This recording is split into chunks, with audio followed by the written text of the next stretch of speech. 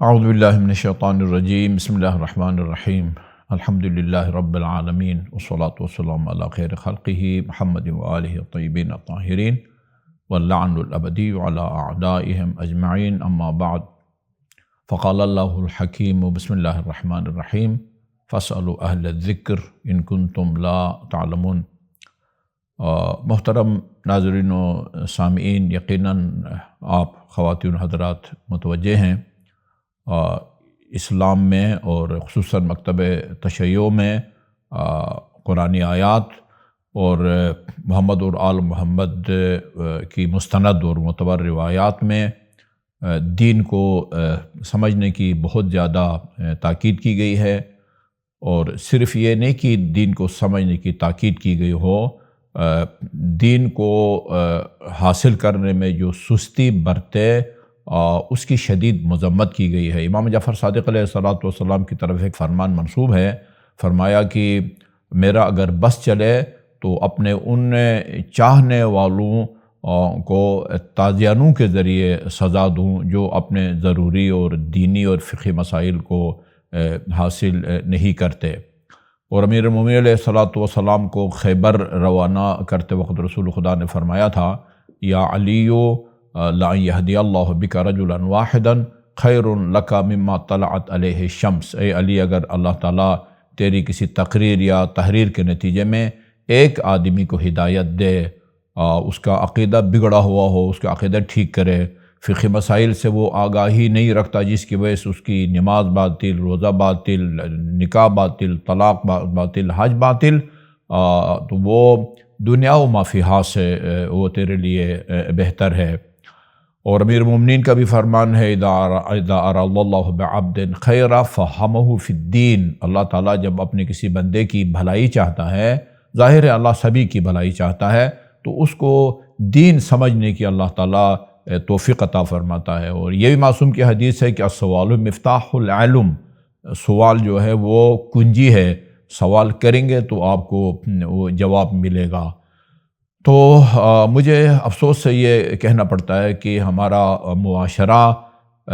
جہاں اور بہت سارے غیر ضروری مسائل میں الجھا ہوا ہے، فقہی مسائل کو سمجھنے کی اتنی اہمیت نہیں دی جا رہی ہے، علماء سے دوری کے نتیجے میں اور دینی کتابوں سے یا خصوصاً فقہ کے موضوع پر لکھی گئی کتابوں سے دوری کے نتیجے میں میرا اپنا ذاتی تجربہ ہے کہ لا علمی میں لوگ ایسی خواتین سے نکاح کر لیتے ہیں کہ جن سے نکاح نہیں ہو سکتا، اور اولاد ہونے کے بعد ان کو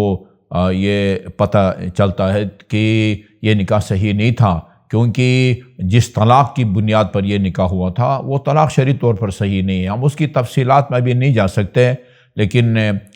بہت سارے ایسے مومنین ہیں، اور میرا ذاتی تجربہ ہے کہ معاشرہ ہمارا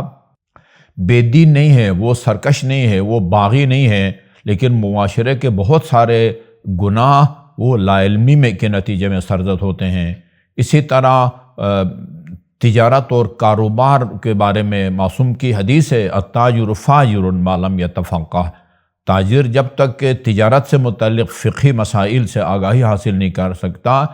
لاشعوری طور پر وہ فسق فجور کا مرتکب ہو سکتا ہے۔ بعض اوقات انسان کاروبار کر رہا ہوتا ہے، وہ کاروبار جائز نہیں ہے، سود کے زمرے میں آتا ہے، لیکن وہ یہ سمجھتا ہے کہ شاید یہ سود نہیں ہے۔ اور سود کی مذمت کے بارے میں امیر المومنین علیہ السلام کا جو فرمان ہے وہ اتنا سنگین اور سخت ہے کہ میں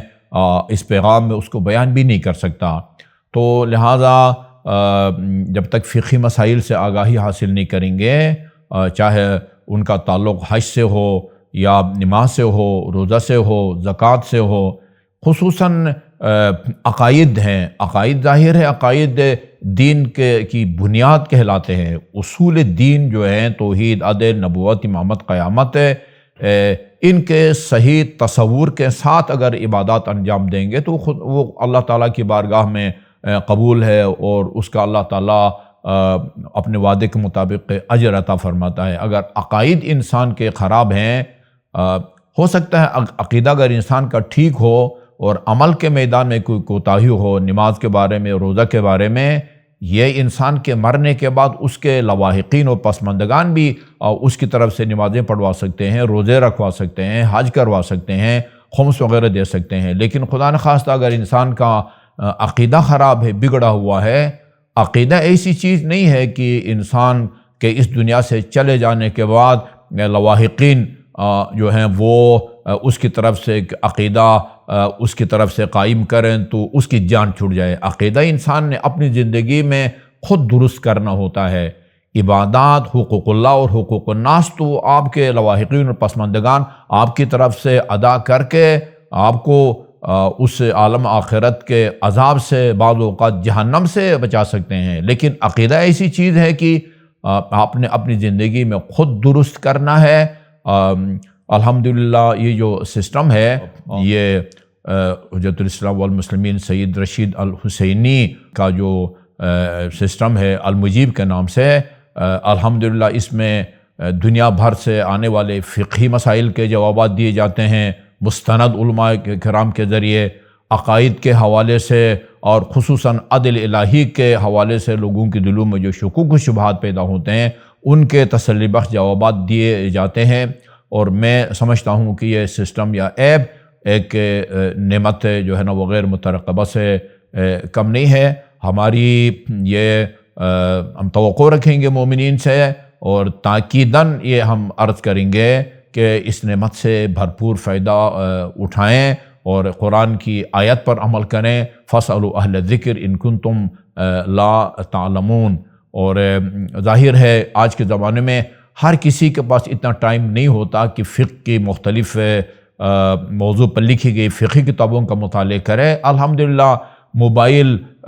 بچوں کے پاس، مردوں کے پاس، عورتوں کے پاس، بوڑھوں کے پاس آپ کی جیب کے اندر آپ کے پاس موجود ہے۔ بعض دوست فرما رہے تھے کہ آپ کی جیب کے اندر جو ہے نا وہ مرجعیت آپ نے جو ہے نا وہ رکھی ہوئی ہے اپنے جیب کے اندر۔ گھر بیٹھے بیٹھے آپ عقائد کے بارے میں، اخلاقیات کے بارے میں، تاریخ کے بارے میں، فقہ کے بارے میں معلومات حاصل کر سکتے ہیں۔ اللہ تعالیٰ کی بارگاہ میں دست دعا ہوں کہ مومنین کو بھرپور انداز میں اس ایپ سے مستفید ہونے کی توفیق عطا فرمائے، اور ہم اللہ کی بارگاہ میں دعا کریں گے کہ جن کی کوششوں سے یہ سسٹم جاری ہوا ہے اللہ تعالیٰ ان کے توفیقات خیر میں اضافہ فرمائے، اور ان کے اس عمل کو جو کہ بہترین عمل ہے اپنی بارگاہ میں قبول فرمائے۔ والسلام علیکم ورحمۃ اللہ وبرکاتہ۔